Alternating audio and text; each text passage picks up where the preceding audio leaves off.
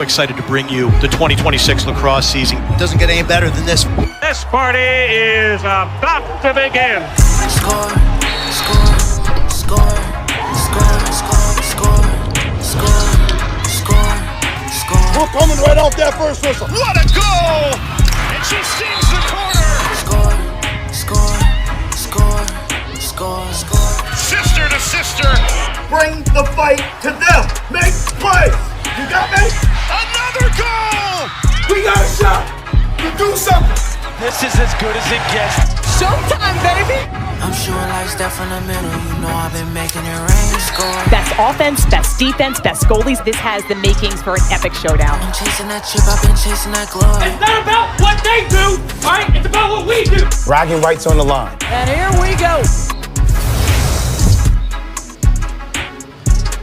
The Charles Street rivalry has been renewed here today. Only a mile separates these two campuses. Loyola, the Greyhounds from up the street, pay a visit to their neighborhood rivals, the Johns Hopkins Blue Jays, sitting pretty undefeated so far in this new season. Welcome in, everybody. Mark Dixon, joined by Jules Hendenberg. Happy Valentine's Day to everybody out there. And we have got a sweetheart of a matchup here today between Loyola and Hopkins, two programs with proud tradition, a lot of rich history, but trying to rebound from tough 2025 campaigns. The two storied programs, Mark, both struggled last year for different reasons. Loyola, under Charlie Toomey's tenure, only won 3 games, the worst he's ever had in the history of his program. And then for Johns Hopkins, last year they rattled off 6 losses towards the end of the season, which is not traditional for a program that's won 44 national championships. Yeah, Johns Hopkins finished last year 6-8. In order to get back on the winning side of lacrosse, they'll rely on Charlie Eiler. Charlie Eiler, the California product. What I love most about him is he's quick, he can feed the ball, but he gives a different dimension behind the goal for Hopkins that I just haven't seen for them through the past couple of years. He takes a lot of pressure off of guys like Hunter Shaw-Vet and Matt Collison, 2 guys that need to get their hands free to shoot the ball. Yeah, terrific quarterback, Charlie Eiler. And on the other side, you have a quarterback type leading the Loyola offense. Everhard, he's a guy who maybe people don't know about right now traditionally across the country, but Coach Justin Ward said that he reminds him a lot of Nico Pontrello. If you're not familiar with the name, he's a former Loyola Greyhound. Brother Steve Pontrello played at UNC. Two-handed quarterback-type player. Look out for him to make big-time plays today. Yeah, Everhard, the junior out of Carolina Beach, North Carolina. And Mother Nature, Jules, is smiling upon us.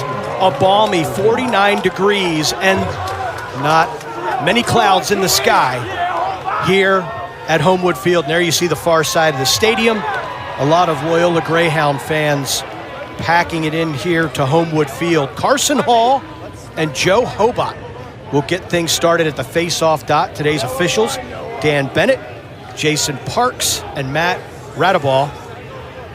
For the Charles Street rivalry, we are underway. Ball being played into the offensive portion of Hopkins. Joe Houlihan picks up the ground ball. He is swarmed immediately. Ground ball still loose. Players can release from the restraining area. And it is Hobot coming up with the ground ball. First possession of the contest goes to the Blue Jays.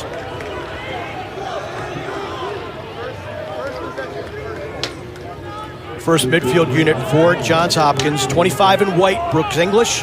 16 is Matt Collison. And number 51 is Chuck Rawson. Collison, he will be a focal point all day of this Loyola defense. Rawson, he's got outstanding vision, as does Brooks English. This is Collison on a short stick. Pump fake, gets into the middle of the defense, and Max Watkinson, the senior goaltender from Baltimore, Maryland, makes a huge stop. Fantastic stop there by Watkinson, but you see Matt Collison there dodging on a short stick. That's exactly what Johns Hopkins wants.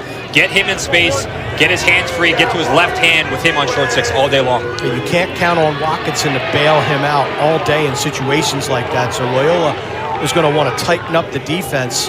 Number 50 in green, and Loyola in the all-green uniforms, is Brady Quinn. Passes it over to his line mate, Will Musgrove, good-looking freshman from Lewis Center, Ohio. And the veteran steps onto the field, number 28 in green, Luke Murphy, senior, lefty. This is Matthew Minikis, quarterback of this Loyola offense, along with Keenan Everhart. Musgrove working in the middle of the field, gets a shot, just goes wide. Possession stays with Loyola. And Mark, in talking to offensive coordinator, first year Justin Ward, a big point of emphasis for this offense is it has to be by committee. They don't really have a stud like a Hunter Chauvet, like a Matt Collison on the other side with Hopkins. Everyone has to get involved for them to be successful today. Everhart gets it up to Mason Cook. Sophomore attackman draws a short stick. Rory Cahoon is the shorty for Johns Hopkins. Everhart pushing the edge. Shot clock runs out. And Johns Hopkins, they gave up a shot, but not much else in a good defensive stand to start this game. A bit of immaturity there by the Loyola offense. Still trying to figure out shot clocks. Younger group. That's going to be important for them today to recognize. Loyola was 3-11 a year ago, and you mentioned it, Charlie Toomey, the toughest campaign record-wise in his 20-year tenure at Loyola, and he said he was emboldened by the fact that no one jumped into the portal. Everybody came back, ready to work, ready to improve. Eric Chick, 10 and white, second midfield line for Johns Hopkins is into the contest. Jacob Sullivan, short stick defense, and that is Charlie Eiler. Beautiful dodge from behind the cage, gets top side, sends it far post. Hopkins is out to a 1-0 lead.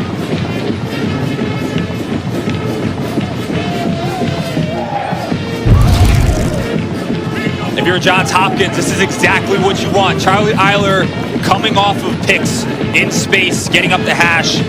The two-handed California product just doing a great job turning the corner there, getting his stick upfield, whistling that ball past Loyola Greyhounds. Tremendous start for Johns Hopkins. And Peter Milliman, head coach of Hopkins, told us this week, the second midfield group still a work in progress. Hasn't played nearly as much as the first line, he said, but in order for them to be effective, they don't necessarily have to score.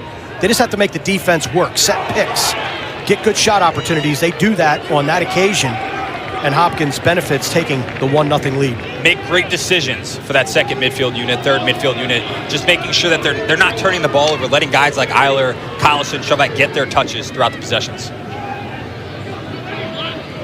Liam Burke, number 5 in white, corralled the ground ball. We're now tied at 1 apiece on the faceoffs. Brooks English gets past his defender at the top of the box. Chauvet, looks like it rung off the post. Race to the end line. Won by the Blue Jays. That will be a shot clock reset. Shot on the down. Blue Jays off the post. Reset the shot clock. See the matchups out there. Number 88 in green, Jake Wilson. He is covering Charlie Eiler. And there you see a little modification. 17 in green is Chase Gregory. He's a long stick midi, starting at close this season for Loyola, but he's out playing against Collison, and it doesn't really matter as Chuck Rawson just glides right down University Parkway through the teeth of the Loyola defense and slips it by Watkinson.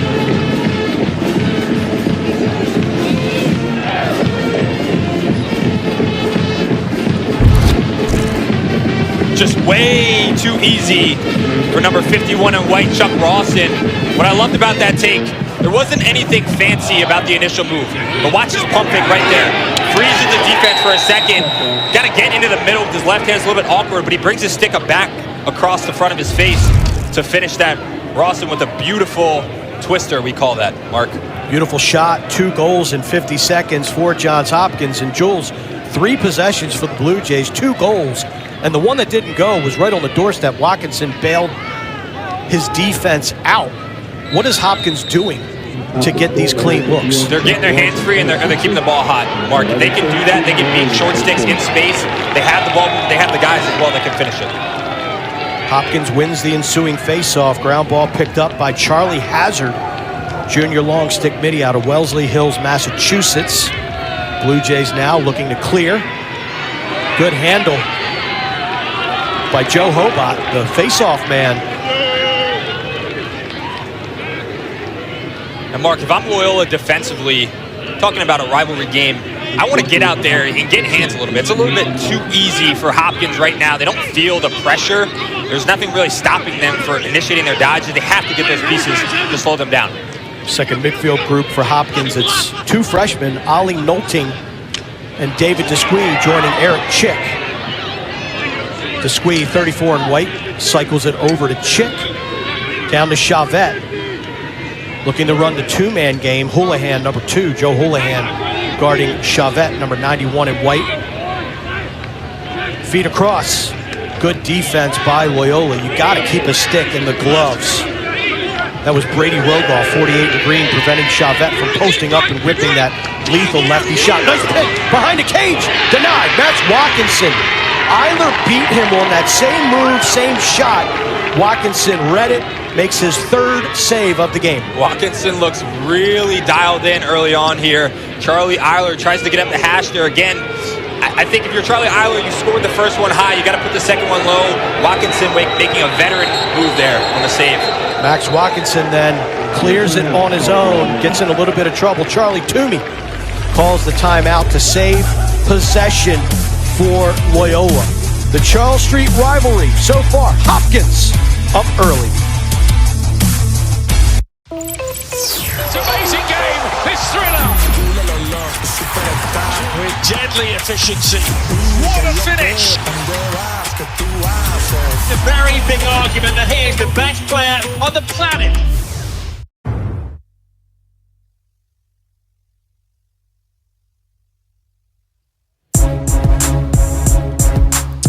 We mentioned a battle in the neighborhood here in Rivalry Week, and Johns Hopkins and Loyola just over a mile separated from these two campuses, and this is just a great rivalry, a great day in the sport of college lacrosse. And these two teams, they see each other during the week, whether they're going to grab a bagel, going out for some food, whatever it might be. So they're very familiar with each other, all of the guys on the field. And you come out, you take off the field, you come on the field, and then it turns right up, Mark.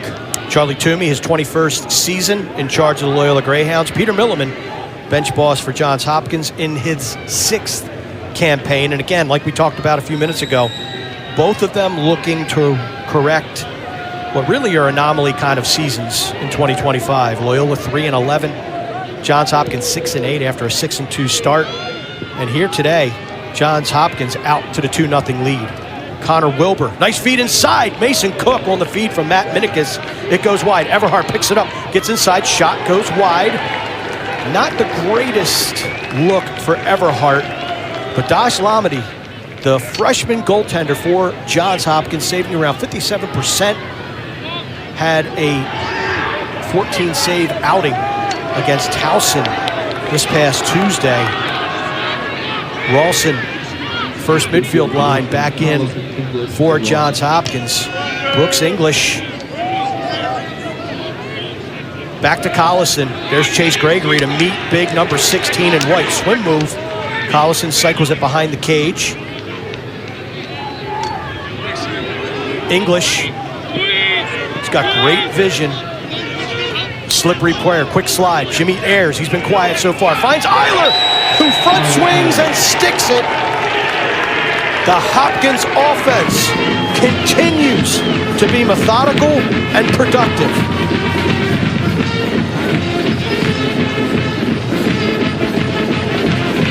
Mark, the word that comes to mind for me right now for this Hopkins offense is just balance. They have a lot of pieces that are really fitting into the role that they need to fit into. Brooks English and Rawson are those quicker guys that can get a step. Eiler is more that quarterback type that can finish around the cage. You saw it there again.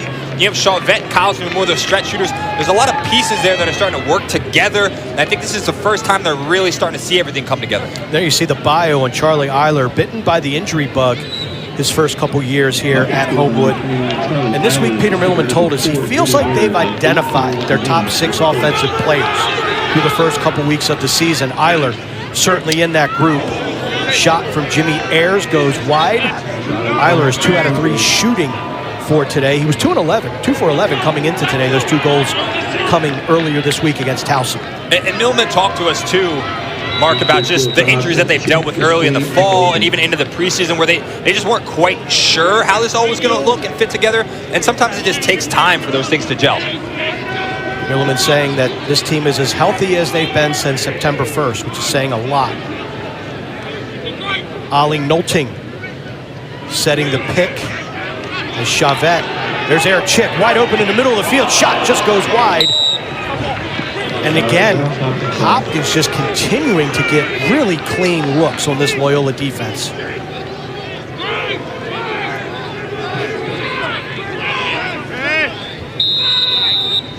Now let's raise your right. Raise your right. Raise your left.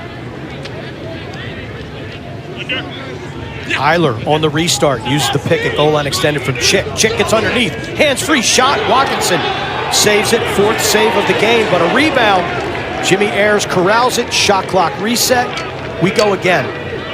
Max Watkinson is there to bail out Loyola yet again. Hopkins just continues to get their hands free just way too easily. Watkinson saved 55% in 2025, double-digit saves in every game, so he is tested. Probably an all-conference selection had Loyola had a little bit more success last year. Very talented netminder. Hopkins switches on the fly, so they got a fresh midfield out there. Loyola has jumped into his own defense. Chavette lets fly. Watkinson got a piece of it. It also ricochets off the pipe. The 11th shot for Johns Hopkins to only 3 for Loyola.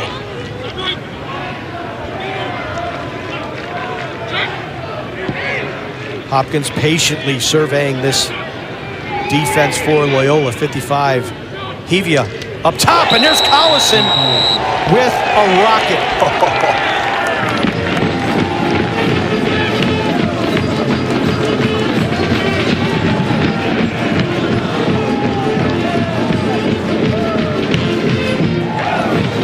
Mark, the speed at which that ball was in and out of Matt Collison's stick, for as big as he is and how much velocity he can get on that ball, that was so impressive. Watch here, he's going to catch the ball, feet are set, loaded in and out, and that thing is getting upwards of 100 miles per hour. The PLL prospect, that's his 7th goal of the season, just putting it right in that upper right corner. Collison showing you can't give him that much space. You cannot give 16 and white that much room to set his feet, get his hands back, and rip it. Collison, a 3-time All-American, 3rd team in 2024, in between honorable mention selections in 23 and 25. First Johns Hopkins midi to accomplish that since Paul Rabel. 4 face-off wins in a row now for Johns Hopkins as they continue to apply the pressure. Defensively, what do you think Loyola needs to adjust here to stem this tide? I know they jumped to a zone before, Mark, but I just want to see them get more aggressive. I think Max is doing a tremendous job in cage, bailing them out, but it's just because Hopkins is getting to the middle of the field whenever they want because they're not getting touched up. Rawson behind the back feed to Chavette. And Hopkins right now is getting downhill on Loyola. 5-0.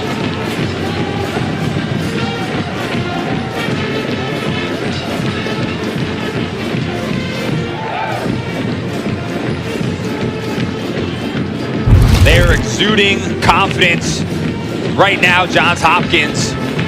Tremendous pass there from Chuck Rawson to behind the back. Just a little bit of that to Hunter Chavette, the elite shooter. He's cashing that in all day long, Mark. 2 goals in 40 seconds for Hopkins. And Mason Graves, number 30 in green, out to take the face-off against Hobart, trying to reverse the fortunes of the Greyhounds. Hevia off the wing, nice ground ball pickup. Under pressure, Ayers. And Hevia does a nice job keeping a handle on that. And for the first time in a while, Loyola is on offense. Charlie Toomey telling us this week that despite the loss to Maryland, that was a 7-goal run, 6-4 at half. Maryland went on a 7-goal run in the 3rd quarter, but he loved the way his guys competed. And he said they had high expectations after scrimmages against Penn State and Richmond, where the Greyhounds played very well. And a lot of that, Mark, is credit to Justin Ward, really reinvigorating this offense coming in this year. really trying to establish a new identity offensively. There's a lot of guys, Mason Cook being one of them, he believes could be a potential Patriot League Player of the Year candidate. And they have pieces, but obviously in this early season right now versus Hopkins, they don't have that pop. Cook just took that shot. That was the first shot taken by Loyola since the 9-minute mark of the first quarter. We now have 4 minutes and 40 seconds left to go in the first stanza. Everhart matched up on the short stick D of Liam Burke. Shot goes wide. Backed up by the Greyhounds. His first midfield unit back on the pitch for Loyola.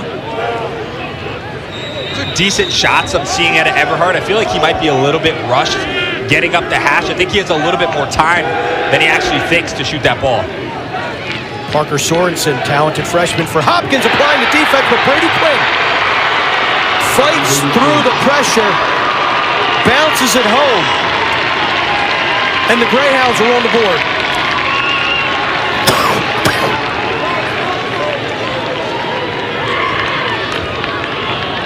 And you can hear the Greyhound faithful in the crowd, super fired up for their guys. Brady Quinn getting topside, just using a little bit of physicality. Nothing fancy there, but they needed that. And they need that juice, Loyola, to get going here, down 5-1. Quinn, an outstanding breakout season a year ago where he scored 12 goals and had 7 assists, the junior out of Palm Beach Gardens, Florida. He's an attackman by nature, switched into the midfield, so he's very comfortable inverting and from the wing. Mishandle on the ensuing faceoff, picked off by Loyola. The Greyhounds now, first turnover for Johns Hopkins. Brady Rogoff, sophomore out of Larchmont, New York, with that handle. And Everhart now living dangerously, fights away and gets out of pressure. Kyle McCarthy.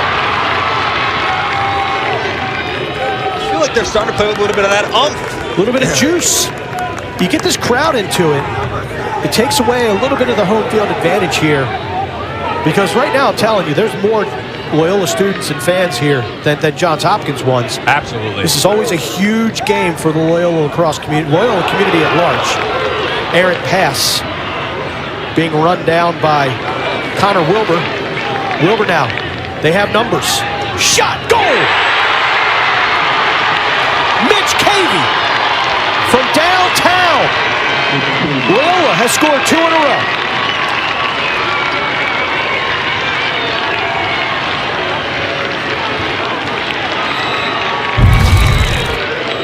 This is rivalry.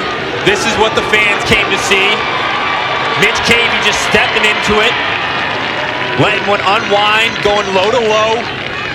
That's a difficult save for any goalie, let alone Dash, the freshman who's been great so far to start the season. Just dead on. Momentum here for the Loyola Greyhounds.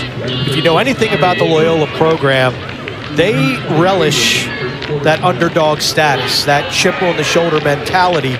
2 goals in a minute after Hopkins was dominating this game. Now we take a look at this series history. Last season at Ridley Athletic Complex, Hopkins won a thriller 9-8, but it's always a knocked-out, drag-em-out fight between these two programs. And Mark, you went to Hopkins. What was it like, Charles Street? I don't want to date you on air, but it was a little bit longer. I feel like this has been a historic tradition to be able to play these two teams together. So this series used to be known as the Charles Street Massacre because early on, Hopkins won every single game against Loyola. My junior year here at Hopkins, 1993, then coaches Tony Seaman of Hopkins and Dave Cotto at Loyola, close friends, said, we got to resume this. Why are we not playing one another? So we played Loyola on a weekday night here at Homewood Field, pouring down rainstorm, and we beat them. Next year we go to, at then Curley Field, now Diane Jeppy Akins Field at Loyola. They beat us 17-16. So thank you for bringing up the memory of me being part of the first Johns Hopkins team that lost to Loyola. But this rivalry has to happen. Like it has to happen because Loyola has always been that program. They used to annoy me when I was in school because they were the guys that wanted to beat us. And I don't mean that, we had the national championship banners and that's what they wanted. And obviously Loyola, 1990, went to their first national championship game. Their goaltender, Charlie Toomey, lost to an epic Syracuse ball club. And then they finally broke through in 2012, led by their offensive coordinator, Justin Ward. winning that national championship. And this is my first time experiencing up close and personal.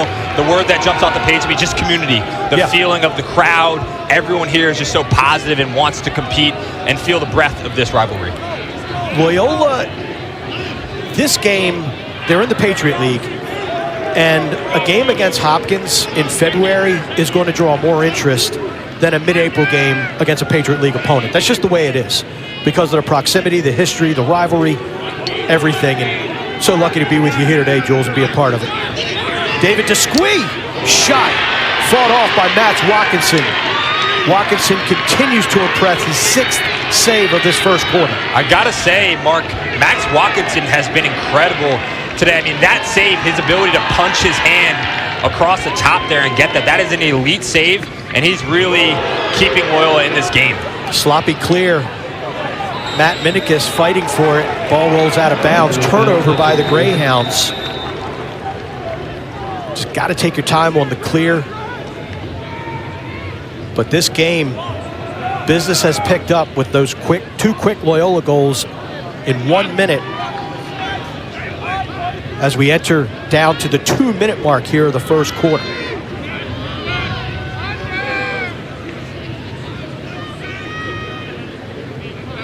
First midfield line back into the contest for Johns Hopkins. Hevia gets picked off. And now the short stick matchup. It's Bruno Chapman, 23 in green, guarding Matt Collison, 16 in white. Collison's feet is knocked down and corralled by Watkinson. And it seems like the Loyola defense has settled down a little bit.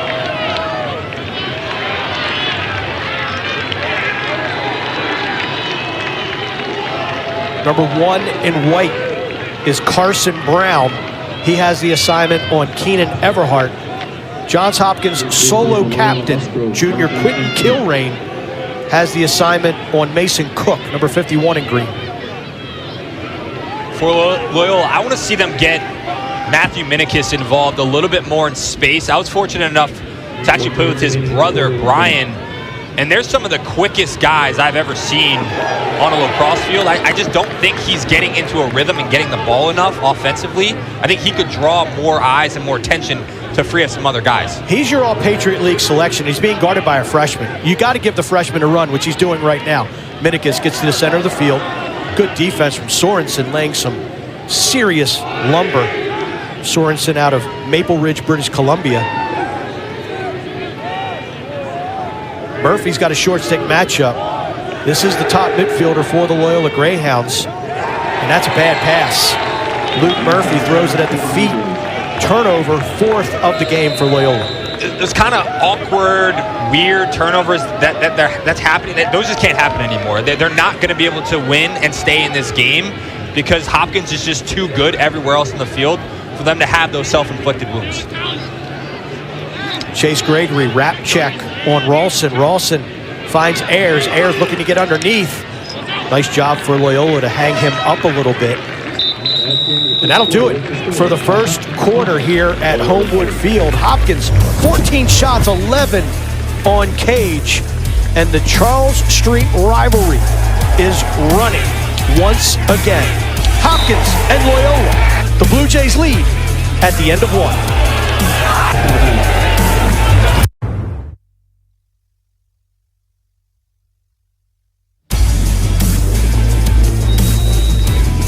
Johns Hopkins 5, Loyola 2. There we get a good look at Loyola offensive coordinator Justin Ward. He came home, according to Charlie Toomey, 2-time All-American, won a national championship in 2012, was a captain for Charlie Toomey, and he did an unbelievable job at Army the last handful of years.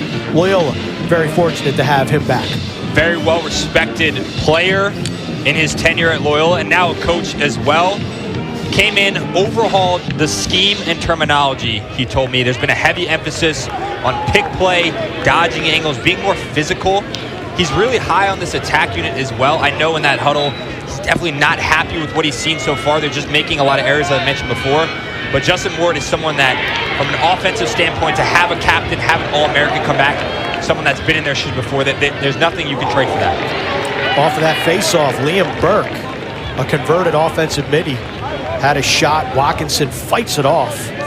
His 7th save of the game.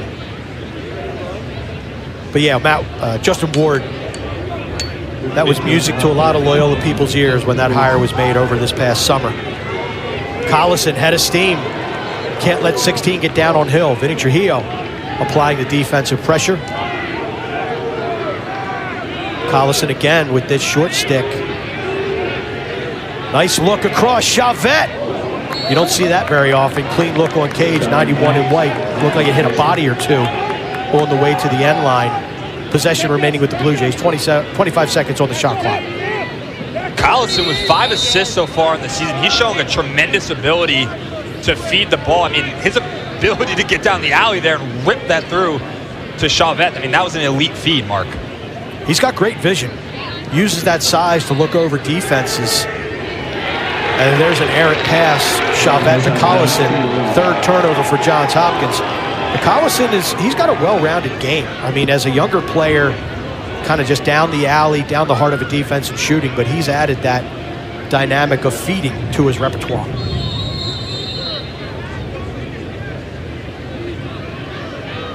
You played in the PLL. As you advance to that next level, how important is that vision for a guy like Collison? I look at a guy like Collison, and you talk about playing at the pro level, everything just gets that much harder. So his ability to beat short sticks, for example, to even draw slides to make those feeds, he's going to have to do that first and foremost. But if you're a midfielder that can beat short sticks, can hit shots on the run versus goaltenders like a Blaze Reardon, like a Dobson, and then you can feed the ball, and now you're a triple threat. Well, the PLL and WLL Champion Series starts later this month. Can't wait for that. Always fun, fast-paced action. Feed across, Mason Cook, the one-timer, sails wide. Musgrove, 13 in green with the feed. Here's Minikis. Minikis again being guarded by the freshman, Parker Sorensen. 2-man game at goal line extended. Minikis tries to get it inside. Sorensen knocks it down. Johns Hopkins started 3 freshmen in their season opener against Robert Morris. Most since 2002, when a quartet of youngsters took the field for the Blue Jays for the first time. Shot down low, Lamedy gets down low, makes a save. Ball was trickling to the goal line, no dice. And Lamedy, one of those freshmen that started against Robert Morris, makes his 2nd save. It just feels like to me, Minikis isn't playing with a ton of confidence. I'm not sure why the senior. I want him to be in space a little bit. Versus that short stick, too. Just take your time a little bit more. No one can guard him one-on-one, specifically a short stick. Johns Hopkins started shooting 3 of 6. Since then, they're 2 for 10. Seeing if they can get back into the swing of things. 2nd midfield unit back into the contest. Desquie, Nolting, and Chick. That foursome that started in 2002 for Johns Hopkins. Kyle Harrison, Peter Lesor, Kyle Barry, Chris Watson. Pretty good group right there. Never lost a game on Homewood Field in their 4-year career. Culminated with an 05 title, national championship. You ever played with Kyle Harrison? I did. I was fortunate enough to play with Kyle. One of the greatest mentors I've had in my lacrosse career. He was a captain for me on the Redwoods. Can't say, anything more positive about Kyle Harrison is what he's done for me in my career. But yeah, 2005 national championship, going undefeated over their time at Homewood. I mean, it's just such an impressive stat.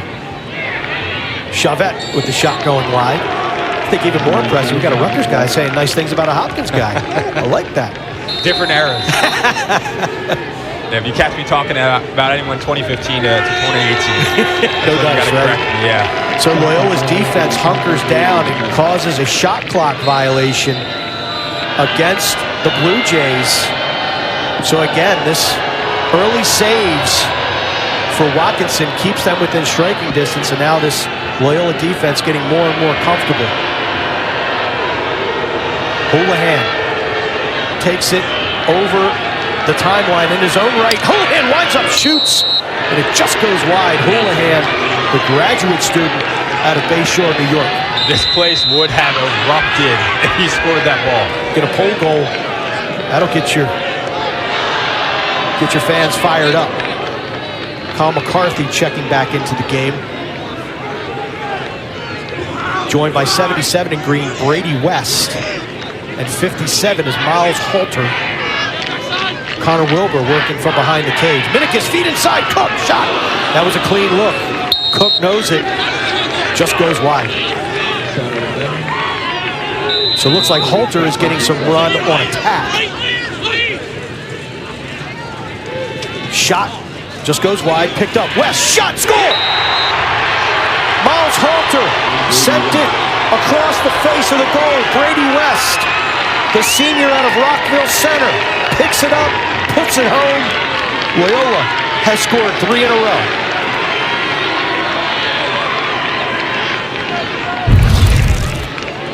Brady West, just right place, right time. Snags the ball out of the air, gets up the hash, catches Dash. Lemony off guard, just not really knowing where the ball is, and he was able to sneak it past him to that top shelf. West, the senior, 6'2". He's played a lot of lacrosse during his Loyola career. Coached at the club level by Hopkins defender Scott Malika, one of my teammates. And Loyola wins the faceoff. Carson Hall comes out to take the draw. So after surrendering a 5-0 lead to Johns Hopkins, Loyola has really settled down back in this game. Halter working against Brown. Shot. Mark, I've seen it. I think it's like the 4th time they've done that, where they're getting up the hash. Hopkins is bringing that stick across the front of the Loyola defender. It's a V-hold, it's called, where they're almost disrupting Loyola's ability to turn that corner and get their stick around. When that's happening and you can't quite bury your bottom hand, bury that shoulder, it's just going to be a forced shot, and that's what keeps happening. Well, and I thought that was a little early, too, in the possession. You were still subbing. You don't have any backup, so that's an all-or-nothing proposition in a lot of ways from Halter, the sophomore out of Pittsburgh, Pennsylvania. His father, Jordan, was an offensive lineman at Notre Dame. Sub-game now, played well by both teams. And here we go, Collison again getting matched up on a shorty. Tyler Olson is the sophomore. And Collison jumps through the crease, and he hammers it home. Not in the goal mouth. And Collison, you want to put a short stick on big number 16? Please do so. That big man can move, baby. Matt Collison showing off his athleticism, getting underneath there, leaving his feet, little pump fake, whoop, and able to get in front of the cage. I mean, there's a lot of skill there. There's a lot of athleticism.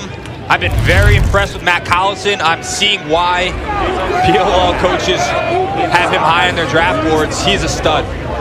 There you see Collison, the bio on the left-hand side, 6'4", 225. And with that move to the cage, now I'm going to see if you can remember this. With the black cleats and the left hand and running through the crease, that reminded me of my old teammate Terry Reardon from back in the day. Terry's 6'5", big lefty, attackman, used to attack that goal line extended. And Collison right there looking like Reardon.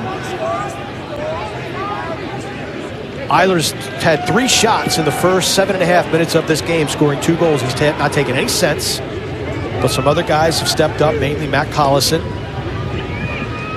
Ayers working behind the cage. Feet in front to Collison.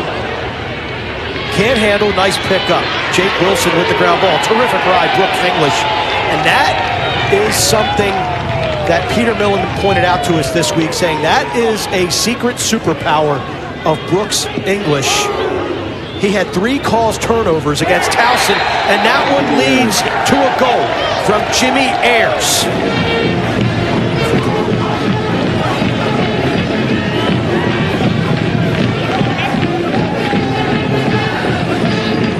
It all starts with the ride back. Brooks English, the Lawrenceville, New Jersey product, doing the little things, doing the dirty work on the ride. These are things that the casual lacrosse fan isn't going to see and be blown away by. But that's stuff, that's what championship teams are made of. You need guys that can do that to lead to a guy like Jimmy Ayers to be able to score those balls. English, that is his 5th caused turnover of the season. Missed all of 2024 with an injury. And Ayers continuing his hot hand. He had 4 goals against Towson a few days ago. 2 goals in 55 seconds. So we're seeing a lot of scoring, Jules, in bunches in this one. Chavette saves it. This is dangerous for Loyola. Eiler with the pickup. Nice pressure by Jake Wilson. Wilson takes his lunch money over the midfield line. Spins. Nice pressure by Loyola again, but there's Minikis to pick it up. Flag flies. First one of the game. It looks like we're going to have an offsides against Johns Hopkins.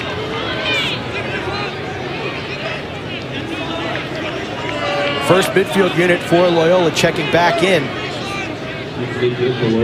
Reese DeSico, 18 in white, short stick defensive midi for Hopkins, applying the pressure on Brady Quinn, who loves to invert.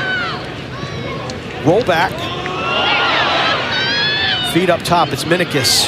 Over to Musgrove. Musgrove being defended by Alex Lacey, the Hampton transfer. Good size at 6'3". Musgrove going to try it again from the wing. Johns Hopkins with 7 guys. Extra defender, if you will. I love the patience here by Loyola also. I'm a real stickler for teams that just try to rush when the flag is down. I want you to take your time, try to earn a great shot, maybe try to double dip a little bit if you can score the ball. Top side, Halter comes back to his right, lets it fly. Lamedy, no problem with that one. 4th save for the freshman out of New Hartford, New York. White penalty number 4, offside, technical 30. Shot clock goes 60, please. Offsides against Johns Hopkins gives Loyola the power play.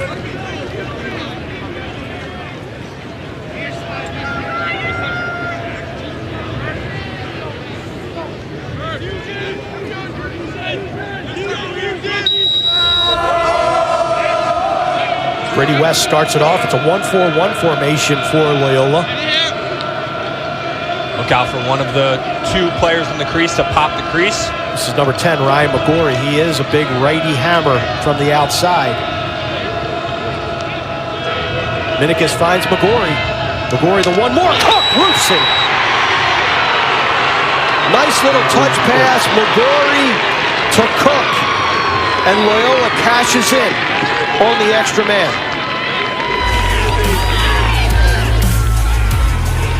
That was real nifty, man. Cook just dropping his hands, pulling it up top shelf, pulling Loyola back within 3 on Homewood.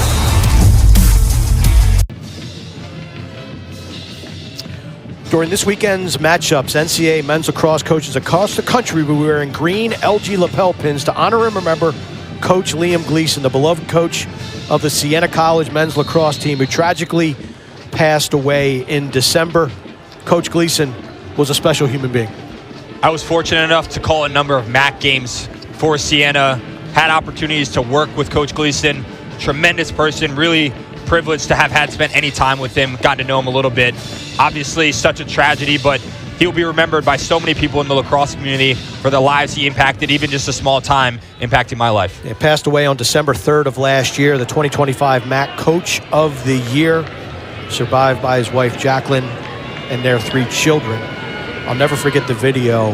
He was an organ donor, and the honor walk of him with his players surrounding him, members of his community, his family. Gone way too soon and missed sorely. Our prayers are with the Gleason family and the Siena Lacrosse program.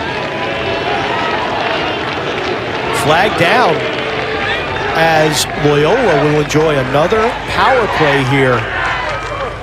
White penalty number 12, technical push, 30 seconds, shot clock goes to 80. It's a push call. So Loyola will have the advantage for up to 30 seconds. Just a subtle push from behind there. Almost tripped up his feet as well.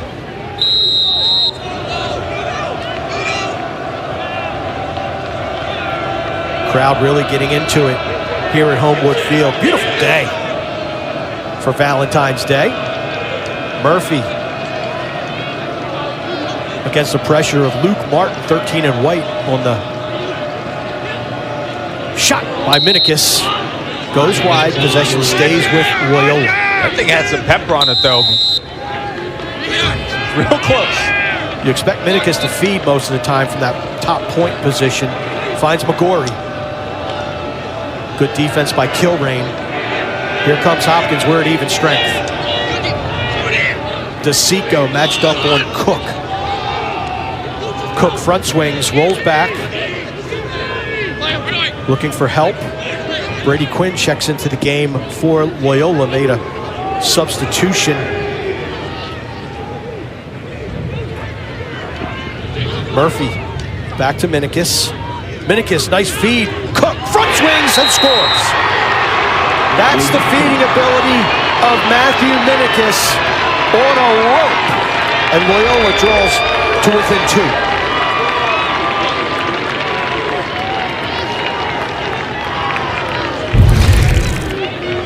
Mark, this was a special feed, special finish.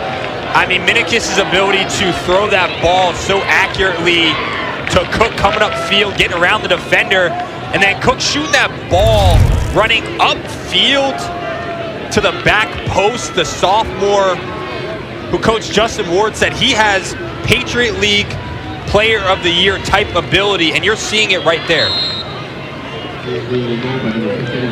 Cook had 17 goals as a freshman. That's his 5th marker of this new campaign. We've got an illegal procedure against Loyola. Looks like Cook stepped out of the box a little too soon. Possession over to Johns Hopkins. So once again, just a game of runs. Those 2 goals by Loyola just a little bit over a minute apart. First midfield back for Johns Hopkins.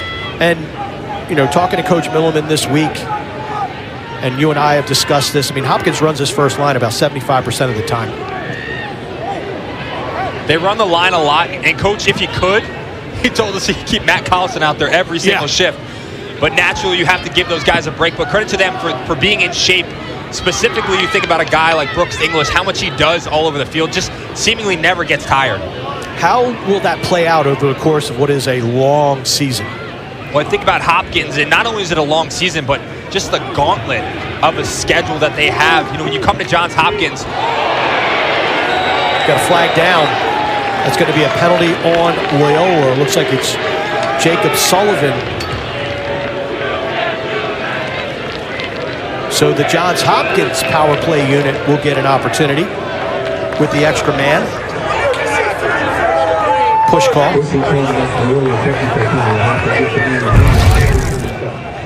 Looked like a little bit more of a push on Jacob Sullivan, more of a tackle. Johns Hopkins football team did advance to the NCAA semifinals this year. You think it's been cold the last couple of weeks where they played. I think it was out in Wisconsin. The temperature had to reach 0 before they kicked off. The game was delayed. But as I was saying, Mark, when you come to Johns Hopkins, you come here to play big games. Rawson inside, and that's a big look from Charlie Eiler. The Blue Jays convert on the EMO, and that's a big goal for Hopkins. Eiler continuing to show why his quarterbacking ability is so important for Johns Hopkins. I just think they've missed this the past few years. A guy that's just a presence behind the cage, settles you in, can make reads like that consistently. Finding Chuck Rawson, bending in, that's an easy in and out for Chuck Rawson, quick stick. But it's Eiler again. He's a guy that I think is going to allow Hopkins to elevate over the course of the season and potentially be able to get them back to where we know they've been. Rawson has been terrific so far here in the early season. The junior out of Burlington, Ontario. And he showed flashes at the end of last year, 9 points in the last 3 games of 2025. But yeah, back to what you were saying, you know, you come to Hopkins to play big games, and you played this gauntlet in the Big Ten. as an All-American, All-Big Ten performer at Rutgers, so you know the rigors of this long season. It's a gauntlet, but when you get recruited specifically to a program like Hopkins, programs that are in the Big Ten, the ACC, that's what you want. You're a guy that wants to compete on the national stage. You want that big-time opportunity, but it comes with a lot of challenge, too, because you have to be able to show up week over week and go through that grindstone and still be able to show up and produce, have fun, and have energy doing it. Second midfield for the Blue Jays is in the game. And a little bit of an adjustment running Ollie Nolting against Towson. It was another freshman, Max Wickersham. Nolting operating from behind the cage. Houlihan, 2 in green. Chavette with the shot. Just goes wide. Possession staying with Johns Hopkins. Jimmy Ayers runs it out.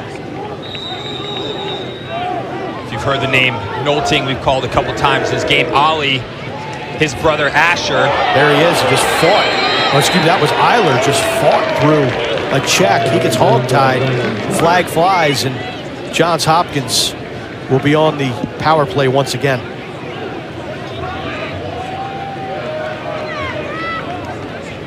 Green 2, hold 30 seconds. Green 2, hold. Yeah, no, that Nolting name, no stranger to lacrosse.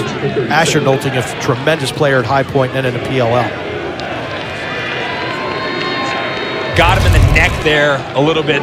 That's Houlihan, number 2 in green. Another man-up opportunity for Johns Hopkins. Hopkins cashed in on their first EMO just a couple minutes ago. 2-3-1.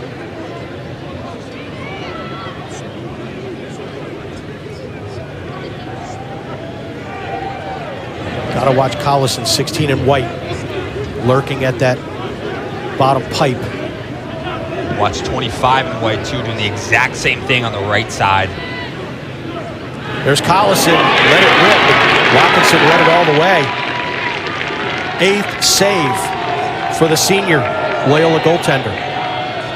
He's just such a steady presence, Mark. Max Watkinson, number 25 in green, just makes you feel as a defense that even if you're not perfect, he's going to bail you out from some of those opportunities. And Loyola fails on the clear. Brody Riedel. So you get that stop on the uneven situation on the power play, and you can't clear it. That has got to be frustrating. Just hasn't felt like they've been able to string together positives. Getting a great stop, then a clear, then a goal. It's they get the stop, they get the clear, and then it's a turnover. Or they get the stop, and then they don't clear. It's just consistently not being able to string together positives for the Loyola Greyhounds. First turnover of the quarter for Loyola, as we are at 45 seconds left to go here in the half. Shot clock not a factor as that trickles down to 50 seconds. So in all likelihood, Johns Hopkins will play for the last shot here in the first half. You notice Loyola jumped into a zone yet again. Try to give Hopkins a different look here down the stretch of the second quarter. Timeout taken by the Blue Jays. They will have 27 seconds left to work with, trying to extend this 8-5 advantage going into the locker room.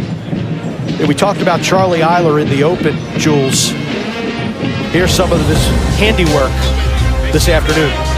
Again, Eiler's a guy, I'm just not sure he's on the national scene right now, but after today he should be, because he's a guy that I think can be a tremendous piece of this Hopkins offense. Continues to showcase his ability to score the ball righty-lefty, quarterback, and feed the ball. He does so many little things well as a guy behind the cage. He can play in the pick game.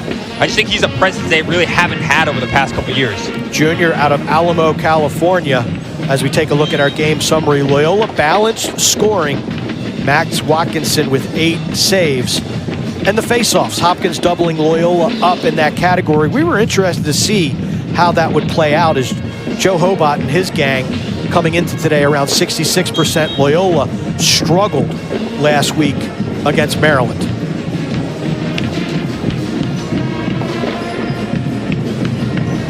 The band is kicking. The sun is out.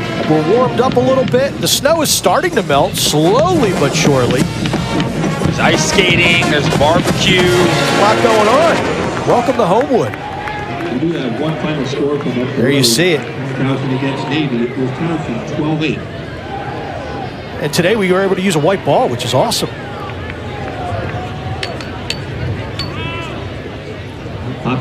Brooks English looking to restart things for Johns Hopkins. And this is who Peter Milliman thinks are the top 6 offensive options for the Blue Jays. English with his approach. Trujillo trailing him. Ralston over to Collison. Collison, arms free, shot. Watkinson again. Ball's loose in front of the cage. Who's going to come up with it? We've got a crease violation. It's Loyola ball. 13 seconds left to go. 9 saves for Watkinson.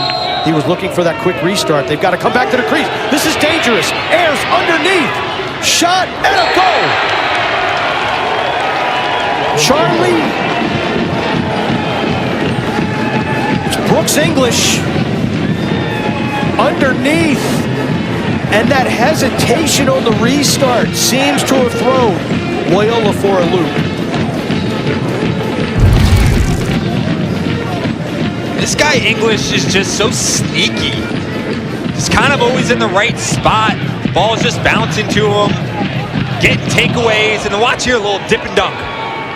Pulling that ball high, far, and then back near.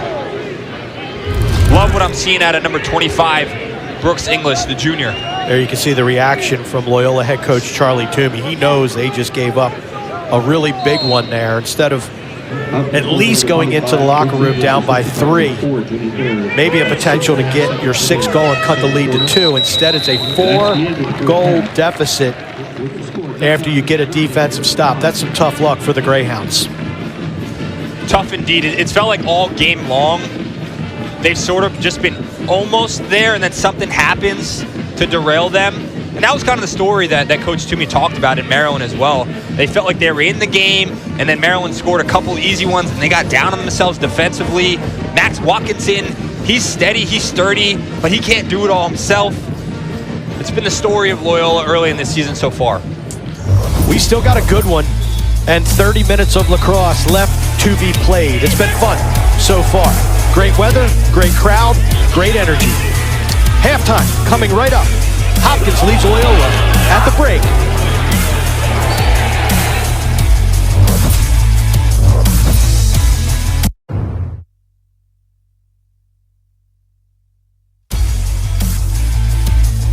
Halftime here at Homewood Field in Baltimore, Maryland. It's a perfect day for a skate. Hopkins and Loyola, the Charles Street rivalry. It resumes right after this.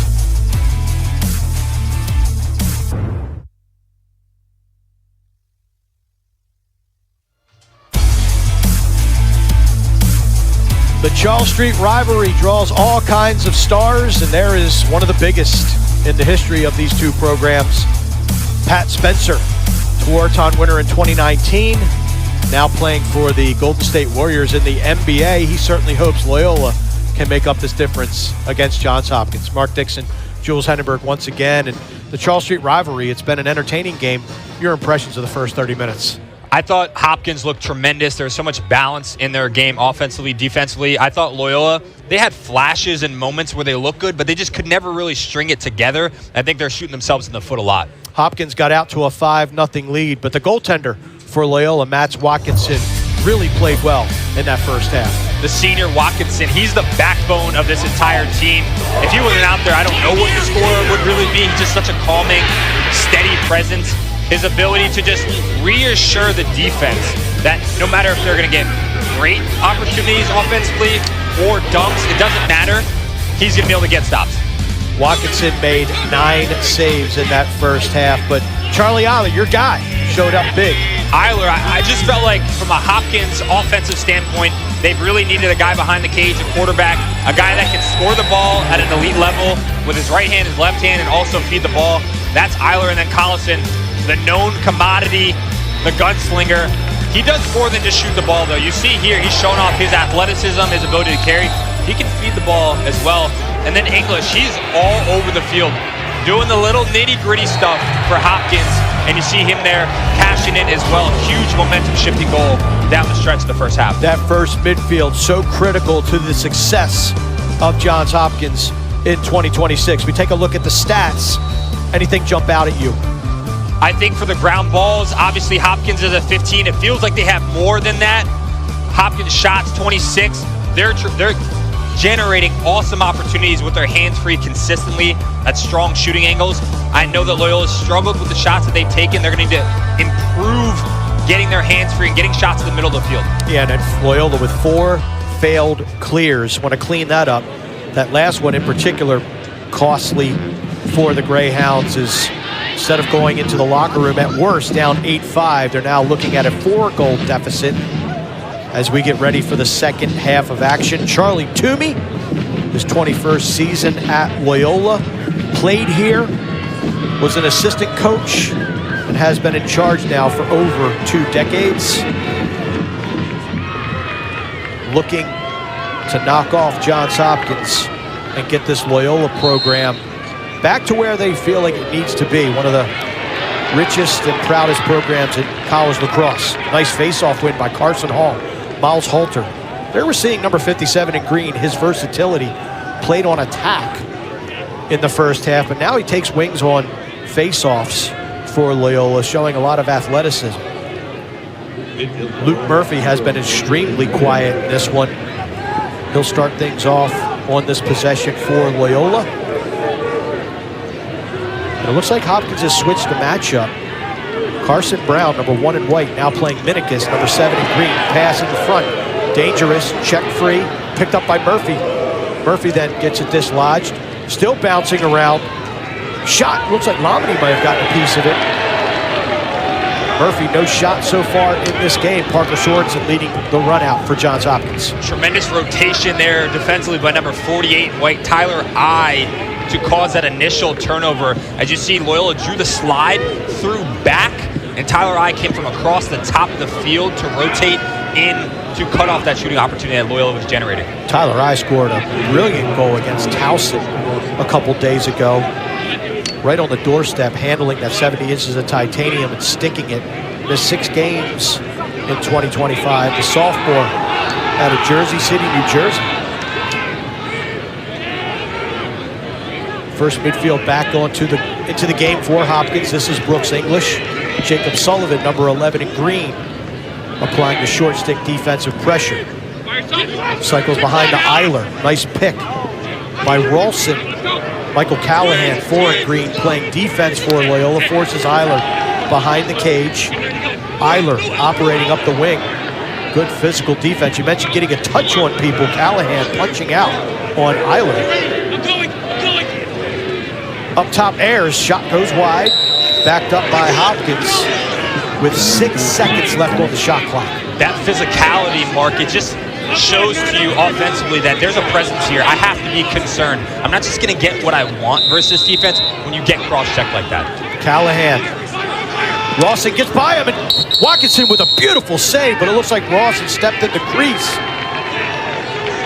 So Loyola able to buckle down defensively. Now can they clear? 4 failed clears in the first half. Chase Gregory takes a stroll past the midfield line. You got to believe that whatever Coach Charlie Toomey said in the locker room was setting the tone for this Loyola Greyhounds team, because they've come out, they feel like they're a little bit more aggressive, a little bit more settled in than they were that entire first half. Second midfield group checking in for Loyola, and 2 of them have goals. Number 77 in green, Brady West. 29 in green is line mate Mitch Cavey. Connor Wilbur gets matched up on Kilrain, up to Cavey. Loyola trying to play the sub game. Minikis now working on the short stick defense of Lacey. And Cavey just airmails one over top Minikis' head, number 7 in green. Turnover, the 8th of the game for Loyola. Mitch Cavey, number 29 in green, the freshman. Just another unforced error. Not really anyone on his hands, and just throws the ball away. Those are the mistakes that as a freshman you're going to make them early in the season. You want to make them early in the season because if not, they're going to come back to bite you in the butt later down in Patriot League play. And this is typical for Loyola. They play such an aggressive out-of-conference schedule. Their season opener against Georgetown was postponed. That will be played in mid-March. But then you go Maryland, Hopkins, and they'll get UMBC on the road next week. And that is in preparation for that gauntlet of the Patriot League schedule, a 9-team league, which traditionally only one team makes the NCAA tournament. Shot and a goal. That is David Desquie. Nice ball movement by Johns Hopkins, and Desquie, beautiful placement on that shot.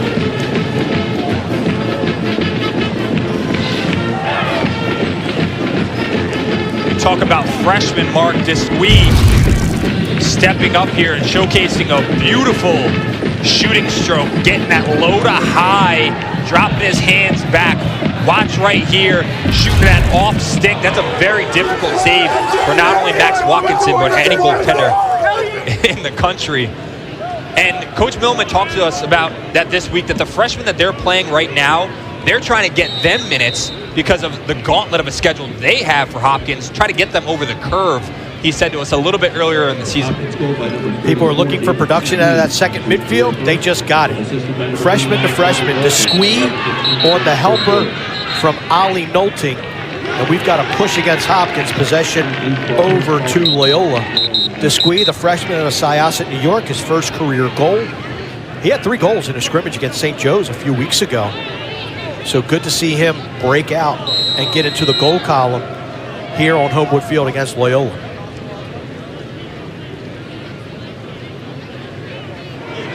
Better be careful. That was offsides. And Matt Radeball, the referee, finally figured it out. And that's that mental error that you're talking about. Now we're going to have probably a delay of game, as number 28, Green Murphy, did not give 5 yards on the restart. Liam Burke, lefty shot. That is a very heavy offering. Ball sails over the crossbar. Let's see what we have here as the officials. Procedure on 28 Green, technical foul. Never gave him 5 yards. 28 Green, technical foul. So the call is a legal procedure, and I'm pretty confident it's a delay of game. Yeah, there it is. Murphy, right? You got to be smarter than that. Yep. Although I will argue he didn't play the ball, meaning he allowed his opponent up the field without throwing a check. And I think that's what the Loyola bench, Charlie Toomey in particular, was arguing. Just a double negative there, Mark. The offsides, yeah, and then the delay of game. That those are the types of things that are coming from a senior, and then you go down the other side. It's just, they can't happen. Right. But again, I'll argue he didn't interfere with the path of Burke, but still, that's why I'm up here and not down on the field. Nice skip pass shot, and it doesn't get much smoother than that. Eiler to Rawson, who paints the corner, and all of a sudden, Hopkins is up by half dozen.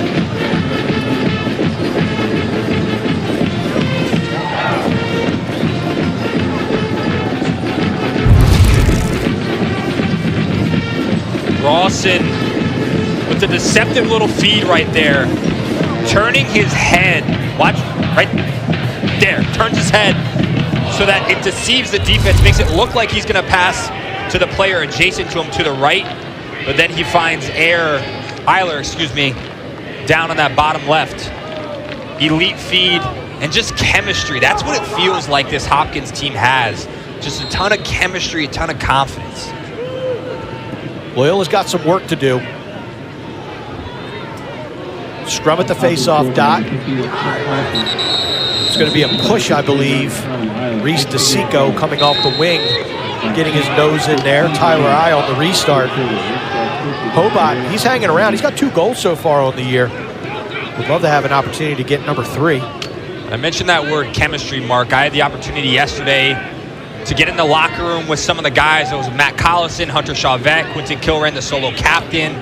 Charlie Eiler, and was just talking to them, getting to understand where Hopkins Lacrosse is right now. And my biggest takeaway from it was just the camaraderie that those guys shared. It just felt like they were really bought into each other and were really bought into what Hopkins is trying to do. And you're seeing that show on the field today, and it's the way that they're moving the ball and just the pop that they're playing with. Brooks English weaving into the defense, shoots it over the crossbar.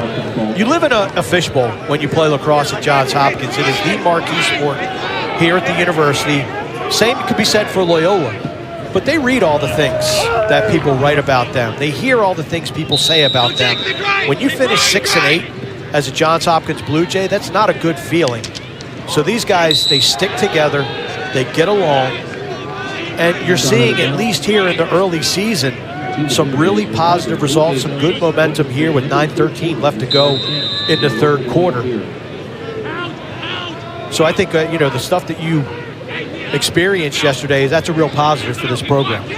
When it's hard, too, and not only playing at any Division I school, but to your point, at a school like Johns Hopkins, where you have the rigor in the schedule, you have to be able to like the guys in your locker room and have fun. Matt Collison continues the Blue Jay barrage as he roofs a dart under the crossbar. All Max Watkinson can do is shake his head. Hopkins out to a 7-goal lead. Just way too easy for Collison here. Just no one even 3 yards, 4 yards close to him. His hand's free, exactly where he wants the ball in his left hand. Just sticks that under the crossbar. That's way too easy for him. He's going to hit that shot 10 out of 10 times. Third goal for Collison. Third assist for number 25 in white, Brooks English. Carson Hall wins the ensuing faceoff. There you see that Hopkins ride again. Loyola 0 shots in the last 10 minutes. English, correction, that's 4 helpers for Brooks English. Flag flies. It's good news for Loyola as they've had some success with the power play. They've got to try to get back in this thing.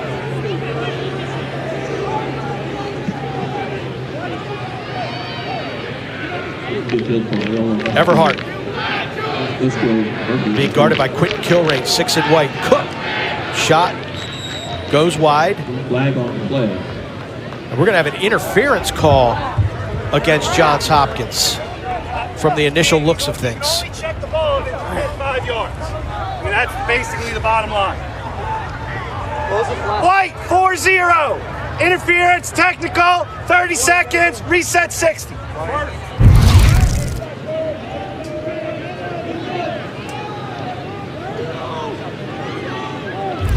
Yeah, you can see off ball, the check on Miles Halter.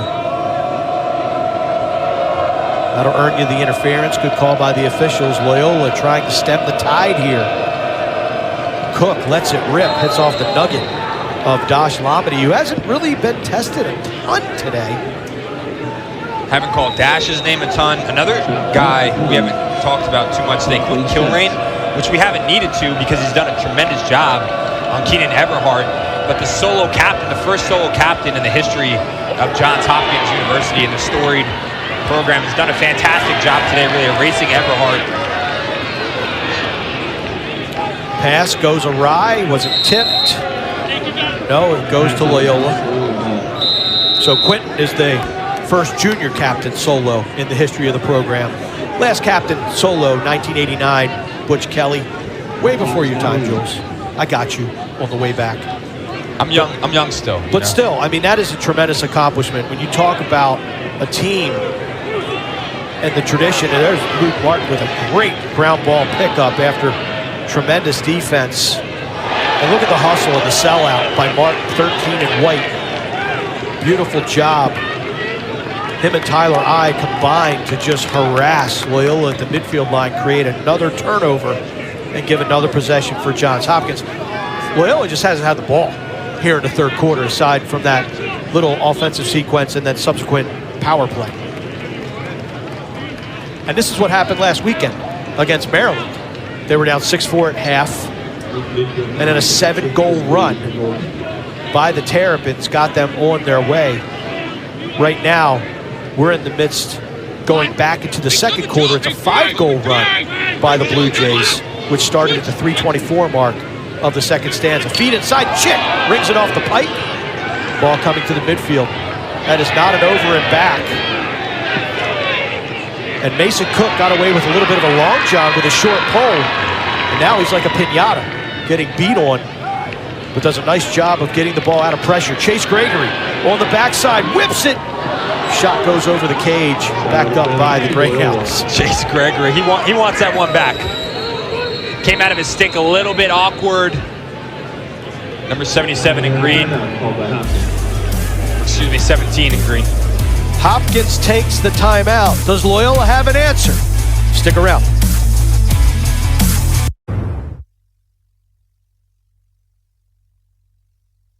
We have got a sweetheart of a matchup here today between Loyola and Hopkins. Rawson behind the back, feed to Chavette. Wilbur now. They have numbers. Shot, goal! Gotta say, Mark, Max Watkinson has been incredible. Got to come back to the crease. This is dangerous. Ayers underneath. Shot and a goal.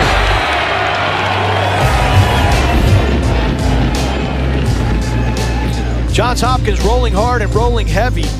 Loyola, after that defensive timeout by the Blue Jays, will attempt to chew away at this 7-goal lead. So far this quarter, Jules, Loyola with 2 shots and 5 turnovers. Hopkins, 9 shots and 2 turnovers. So really, so far in 2026, the third quarter of action, last week's game against Maryland, today against Hopkins, has been a challenge for Loyola. Just feels like they're a little bit deflated when they don't necessarily need to be. I know there's been some self-inflicted wounds, but this game got a little bit out of hand when they just continue to make opportunities, to not take advantage of the opportunities that they could. Keenan Everhart has been handcuffed today by Quentin Kilrain, and you mentioned when you are a defender and you don't have your name mentioned a whole lot, you're doing a pretty good job. Kilrain, big lefty, not big, but sturdy lefty. Anybody he remind you of that comes into focus as you watched him practice yesterday, spent some time with him in the locker room? Saw he scored a goal on you with the mini sticks. We were playing mini sticks in the locker room, having fun. I think the biggest thing that stood out to me about Kilrain is just how even keel he is in terms of his attitude and his presence. To be a solo captain as a junior, I mean, that's just such a massive feat in and of itself, especially in a program like Johns Hopkins. But to do that, he has to be a guy that everyone can rely on. So his attitude, his presence, I think is the biggest thing that stands out to me. And his ability to just get other guys to buy in and work as hard as the way that he works is huge. Chavette with the shot. Looks like it hit the side netting. Crease violation against Hopkins. Possession over to Loyola. Yeah, Kilrain, the junior out of Purcellville, Virginia, played right away. And he's a natural long stick midi, so the transition to close defense and their number 1 cover guy has been good for him. And there's another mishandle. Liam Burke steals it, comes down, over to Chavette, shot, goes wide. Watkinson, heady play as he just steps behind the cage to, in essence, win possession back to Loyola.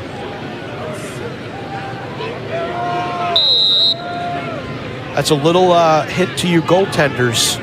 When the other team doesn't have backup and somebody's running down to provide that backup, all you have to do is step out of your crease behind the cage, because that goal line is the closest thing to the end line. And if you just put your foot on it or past it, you're going to get that call. Much to your chagrin as an attacker, Jules. Shot backup is critical. It can make or break. It's one of those small things over the course of a season that if you are consistently getting shot back, if you get those extra opportunities, it's huge. You're not going to be able to win big-time games if you don't have that. How about the rise of riding in college lacrosse? It really, I mean, it's been a critical component, but really when Virginia won that national title, 2019, really rode their way in the semifinal past Duke. I think there's more of a premium on high school attackmen when they're recruited to the next level. How can you ride? The 10-man ride specifically. Yeah. A lot of teams are starting to implement that. It just puts so much pressure on teams, especially if they're not preparing it preparing it for it during the week. Nice look from Musgrove down below. That was Minikis front swinging, and Lamedy, 6'4" freshman, makes his 6th save of the game. That was probably the prettiest. And Lamedy, he hasn't been tested much today. I know he's a guy that Coach Millman is really excited about. He's tall. He has the ability to get down on the ball, you saw right there. But Loyola just hasn't put a ton of shots on Cage to challenge him. Take a look at the save, left-hand corner. You see here, great front swing by Loyola's number 44, Everhart. Another good opportunity for Everhart. These can't seem to bury in. Lamedy gets down on that, just an easy one for him. And with Minikis, you use the word confidence. With Everhart, I might say confidence as well. Like, you front swing, you get a look like that, but his hands just weren't, they just seem kind of like, not in the greatest spot. Like, dropped his stick. It's all over the field for Loyola. It's like they're right there, but they just are lacking that little extra pop, that little extra confidence that Hopkins has. Watkinson denies the shot from Desquie. And again, this is a Loyola team, 11 saves now for Watkinson, that had a rough year last year. 3-11. They played as many as 18, 20 freshmen last year. And they're all back. But have you ever had it? I mean, I'm not saying you ever went 3-11, but if you ever experience a tough season or a losing season or a season of adversity, how long does that linger with you the next time you're out? My freshman year at Rutgers in 2015, we were 5-10. We gave Monmouth University their first program win in history that year. Come back our sophomore year, and we win 10-plus games, start to build a little bit of a national presence, but the biggest thing was belief. And we saw little flashes like you can see with Loyola right now versus a team like Hopkins. This is a good Hopkins team.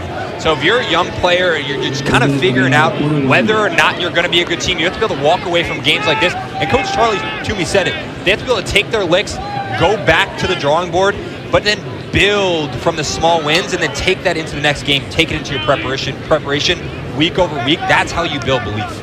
And they play such a challenging out-of-conference schedule because, as we mentioned, the Patriot League historically has been a one-bid league, and that is whoever wins the tournament championship. And Justin Ward, coming over from that Army program in the last couple years, could run with anybody in the country, not making it into the NCAA tournament because they stumbled in that Patriot League tournament. Really just want to develop confidence in getting better each and every time out.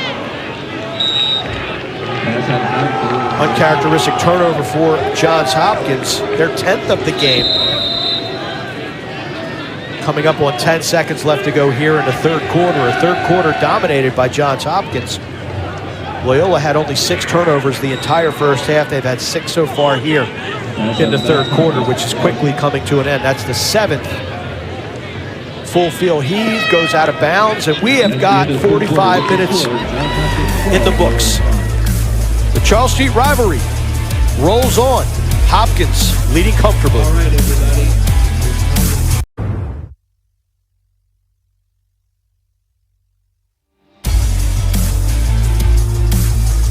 Hopkins leading 12-5. Get your picture taken with an absolute stud, Pat Spencer, All-American Tewaaraton winner for the Loyola Greyhounds. He was a special lacrosse player. Mark, there's lacrosse celebrities, and then there are celebrities. There's levels. Says he is a real celebrity now. He's signed with the Warriors. He's playing basketball with Steph Curry. And Pat Spencer, obviously a tremendous lacrosse player in his time. I had the opportunity to play against him when he was a junior in a scrimmage versus Loyola, but he's transcended the sport of lacrosse, now playing professional basketball. The other day I was watching, people don't talk about this enough, he scored a buzzer beater at halftime on LeBron James. To be able to do that, having formerly played college lacrosse, I mean, it just speaks to the level of athlete that he is, the level of athletes that there are on the lacrosse field. He's doing tremendous things for the sport of lacrosse in terms of publicity and playing in the NBA now. It's incredible. Glad to have him here during All-Star Weekend for the NBA.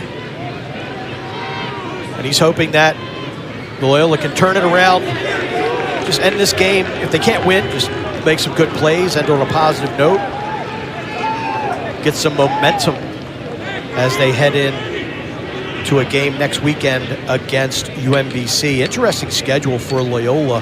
Their home opener against Georgetown was postponed. And their next 3 games are on the road. Here at Hopkins, at UMBC, then they open Patriot League play against Colgate. But then their next 5 are at home.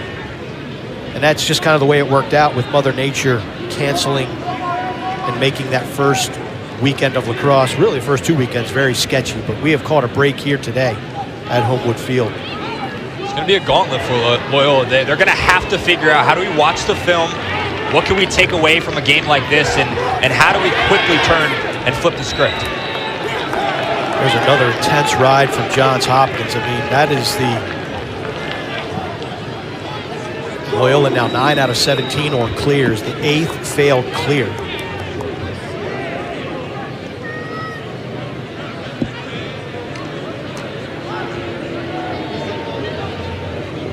First midfield unit for Johns Hopkins back in. We will next see the Blue Jays next week. Can't wait for that one. Friday night at North Carolina. Tar Heels off to a 2-0 start. There you see the reminder at the top of your screen on the ACC network. Loyola on the break, on the run. That was Bruno Chapman sucked up by Lomini. Here come the Blue Jays. Run and gun lacrosse, a little bit of a West Jenny drill, just getting up and down the field. I love that drill. So when you look at the Big Ten as a whole this year, Jules, defending champions Ohio State, they suffered a blow a couple weeks ago. Bobby Van Buren, their All-American, All-Big Ten defender, out for the year with an ACL. Penn State suffered a loss last weekend in overtime at home to Villanova. How do you handicap the Big Ten here in 2026? I look at the Big Ten. I would say, obviously, last year, losing 6 in a row, Johns Hopkins, not winning a Big Ten game. This team is a completely revamped team for this season. That's going to be a struggle for some teams like a Penn State, like a Rutgers, maybe had success versus Hopkins. You look at a team like Michigan, they lost their offensive coordinator, and Scott Vita, he's at Rutgers now. So we're going to see how they figure out offensively how to produce more. And you look at a team like Penn State, they lost Matt Trainer offensively. Hunter Aquino has dropped down to attack. They're adjusting still a little bit. And then Maryland's Maryland. I know they lost to Syracuse yesterday, but Russ, our stat gentleman over here, and I were talking, you don't want to play Maryland twice in the same season. Right. They're going to be Maryland. They're going to be able to be a gauntlet in the Big Ten. So I think, honestly, it's going to be one of the more competitive years that we've probably seen in a long time. Eric Chick gets the feed in the middle, runs into some trouble. Shot clock expires, possession over to Loyola. That Maryland-Syracuse game last night was fantastic. It was great seeing Anish, Quentin Kark on the call with Dana Boyle. Over 10,000 fans in the Carrier Dome watched that Syracuse Orange team with national championship aspirations take down a Maryland team that had won, 8 in a row. Handed John Tillman his first loss ever against the Syracuse Orange as the head coach at the University of Maryland. It felt like a Final Four type matchup. The crowd that they had, just the level of play, the level of intensity that those both teams had. Syracuse, in all likelihood, will be the new #1 come Monday. Kane inside Lacrosse media poll. Mason Cook getting to the center of the field, switches left, drops it. Rory Cahoon picks it up.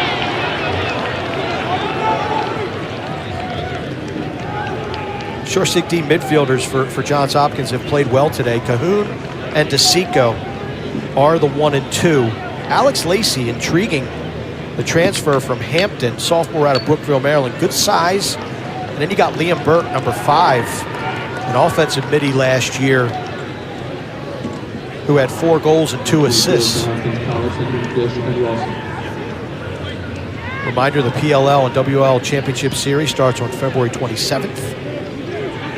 Inside move, nice save. Watkinson again with the stop, using his body that time. Reset of the shot clock at 60 seconds. So Syracuse, they'll be the new #1. Big hopes, though, for the ACC this year as well. What a look at the ball movement, the passing behind the back, and it trickles in. Looks like Watkinson got a piece of it, but Chavette just put enough mustard on it to get past the Loyola netminder. And it is a 6-goal run for Johns Hopkins. They have turned an 8-5 game into a 14-5 lead. Mark, 13-5 lead. These guys are just having fun. I don't know what else to say. I mean, look at Collison. He's throwing behind the back passes. Chavette face dodging, getting underneath, finishing that ball. They're having fun. They're confident. It just feels like there's a breath of fresh air at Hopkins University right now. There is Chavette. 2+ goals in the first 3 games. A 25-minute scoring drought now for Loyola. Their last tally was at the 4:48 mark of the second quarter. Carson Hall wins it. Nice feed. Mason Cook, nice feed. And there's Lomedy again. Keenan Everhart gets denied once more right on the doorstep. Lomedy using all 6'4" of that big frame. The number 13 freshman, according to Inside Lacrosse, the number 2 goalie, now has 9 saves, and we've got an injured Blue Jay.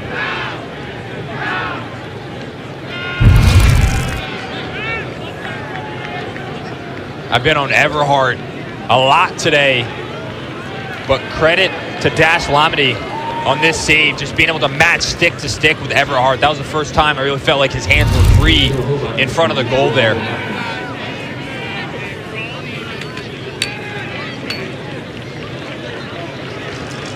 That is Joe Hobart.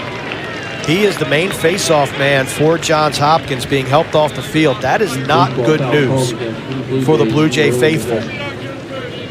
Hobart taking the place of the graduated Logan Callahan, who did everything for Hopkins last year. Hobart was having a good 2026 start. And an errant pass goes awry. Possession over to Hopkins, but that is not good news. The next 2 face-off men, Dan Shepard and Alex Swinney, behind Hobart, are next man up. And they also have a transfer from Dickinson on the roster, John McKee, but he is still recovering from a knee injury. So we'll keep our eye on the Hobart situation.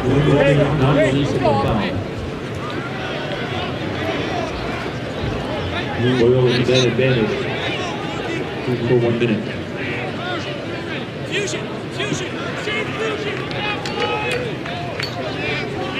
Unsportsmanlike conduct has been called on Johns Hopkins. Reese DeSico. That is a full-time 1-minute foul. So Loyola on the power play. Coach Jamison Kessler on defense, not happy on the sideline of Hopkins there. Watch Hopkins right now, Mark, doing a little bit of a formation on the sideline there to watch their man-down defense. I've never really seen that before. It's like the big white wall down there of white and Columbia blue jerseys. Loyola thus far 1 for 3 with the extra man situation in the power play. McGorry, big righty.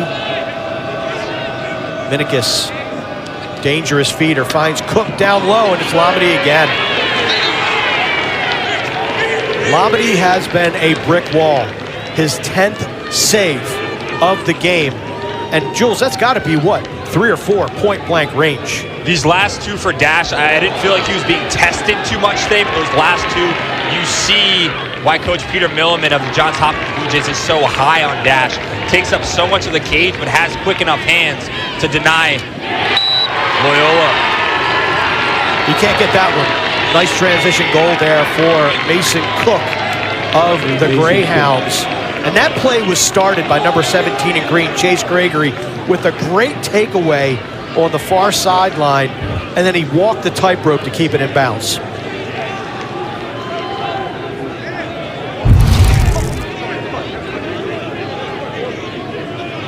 Chase Gregory initiating, Mason Cook finally getting that ball past Dash. His ability to wrap around Dash Lomedy there, number 51 Mason Cook, and just kind of hide his stick a little bit behind the Blue Jays defender. That's what made sure that Dash couldn't see the ball and made it that much more difficult to save. First goal since the 4:48 mark of the second quarter. Mason Cook, the hat trick. Sophomore, Loyola Don. That's where he spent his high school years.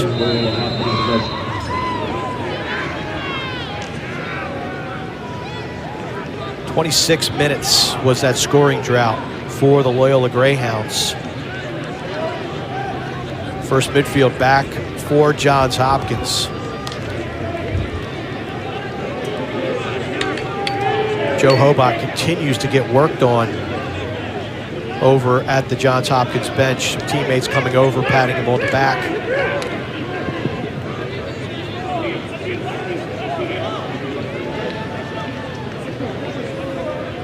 Good to see him standing on his own 2 feet on the sideline here. You know, he has his cleat off. Obviously not a great situation, but you love to see a guy like that be able to stand on his own 2 feet after that. Chavette to Rawson. So we're just starting to talk about the ACC. Syracuse, obviously with a statement win last night, but then you look at North Carolina, Duke, Virginia, Notre Dame. How do you make of the ACC in 26? Notre Dame's a team that graduated Chris Kavanaugh this past season. I think they're going to try to figure out what their identity is offensively. Not quite sure how good they're going to be after talking to that staff a little bit. And then you have a team like Duke, who obviously graduated a player like Andrew McAdory, who had a tremendous year in the PLL. But again, I'm not quite sure how Duke's going to be either. North Carolina, they've grown up a little bit with some of the younger guys they had playing last year. And Petramala, Dom on the attack with Owen Duffy, 2 tremendous players, future PLL players in themselves. It's going to be interesting. Virginia, Coach Kevin Cassis leading them offensively, but then you inject Connor Schellenberger into the offense. You see they score 19 goals versus Colgate. I think it's going to be a little bit open. If Syracuse ever had a year, this would be the year, knowing that there isn't a dominant player in the ACC right now. Yeah, the Orange again with that win over Maryland. Wow, look at that. Matt Collison with a little over-the-head check.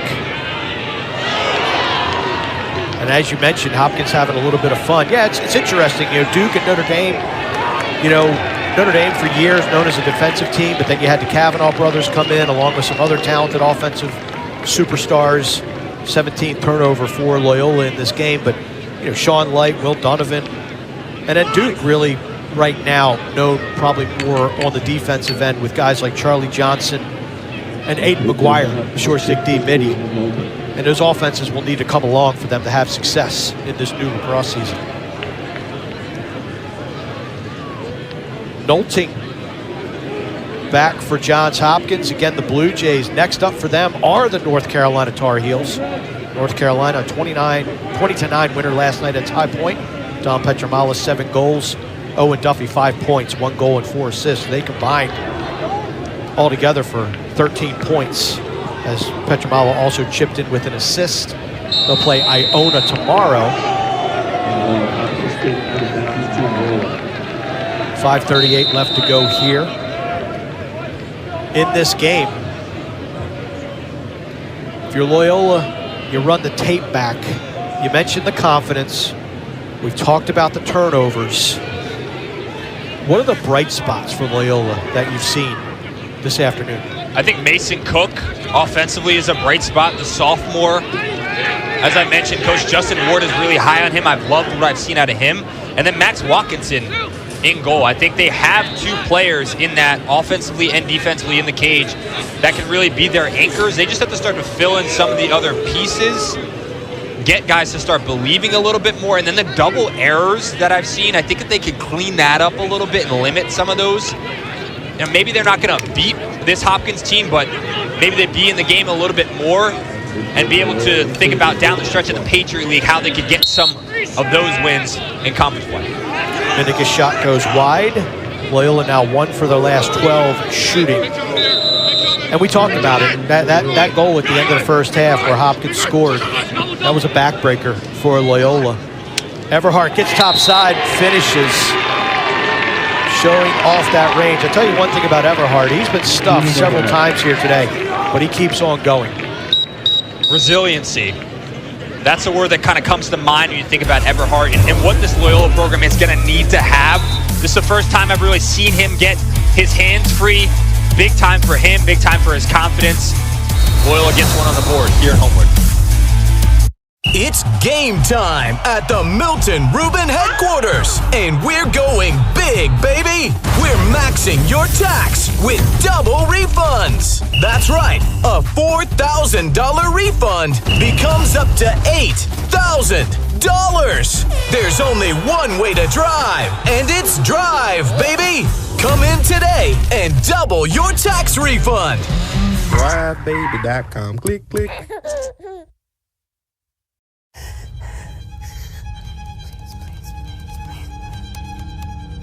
Please, please.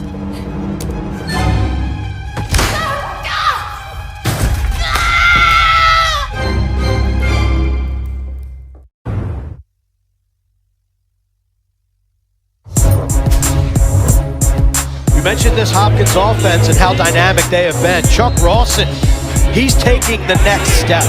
Chuck Rawson, the speedy midfielder with deception. He has the ability to get his hands free, make plays, make other players better without the ball in his stick. I think he's someone that, along with Brooks English, Hunter Shaw, a lot of Lawrenceville names we're calling out. There's 7 Lawrenceville guys on the roster right now. Lawrenceville, previous national champions out of New Jersey, led by Coach John Posner, Tucker Measure on the defensive side, Dylan Henningberg on the offensive side, my older brother leading the charge there. There's a pipeline coming out of Lawrenceville. We're talking about chemistry. Guys that have played together a lot that are now in the locker room again as they matriculate up into the next level. It pays dividends over time. Again, when you think about playing week over week, the gauntlet that some of these guys have to play in, you have to like the guys that you're with every week to get that job done. And we talked earlier about the kids and the players and how they respond to the struggles that Hopkins had last year. We talked to Peter Milliman this week. He's not hiding from it. You spent some extra time with him.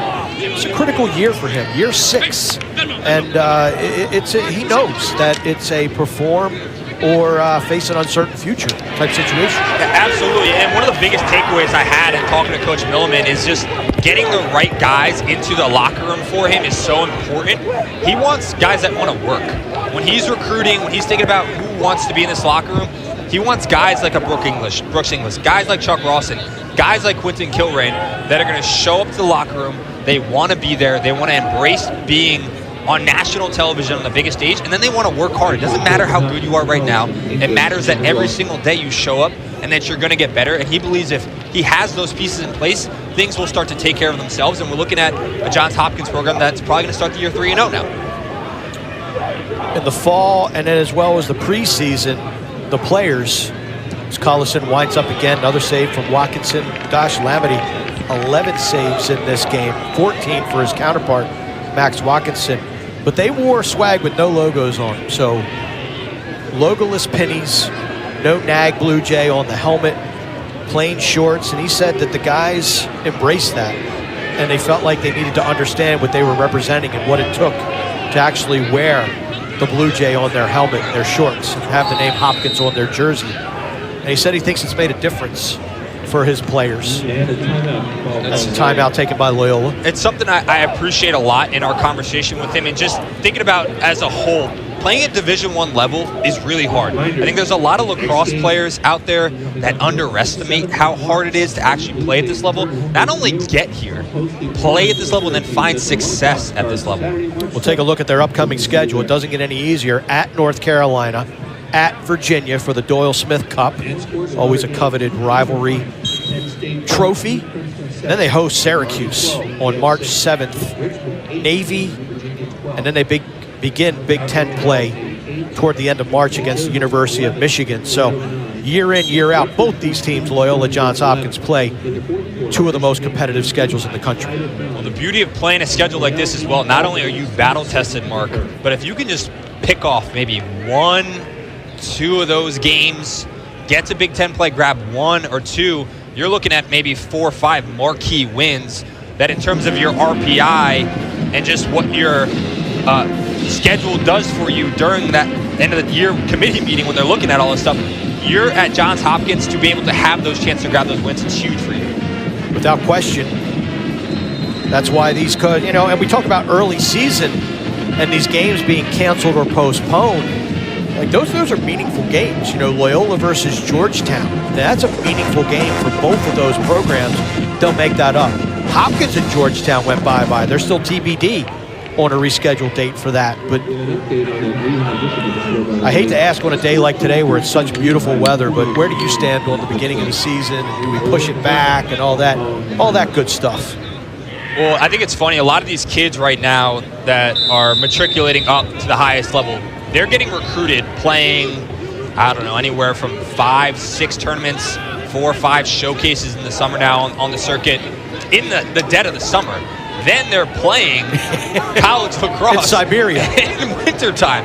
It doesn't make any sense to me that it's completely different games. Mentally, being able to compete in this kind of weather versus summer, it's just totally different. That in and of itself is something that confuses me, but I understand that everyone wants to figure out ways to schedule properly and limit midweek games.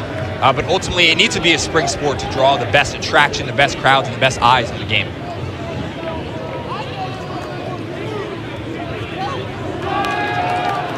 Under 2 minutes left to go here in the game. Michael Callahan, nice check on Ollie Nolting. Nolting doing a nice job holding on to that ball. Gets it free. Ball's out of bounds. Possession to Loyola. Nolting, one of those players that Peter Milliman said, you know, he just hasn't had a whole lot of play time so far. So it looks like Nolting has gotten some quality run here today. The freshman out of Greenwood Village, Colorado, is high school coach Matt Bocklett at Cherry Creek. Johns Hopkins graduate, made a member of the 2007 national title team.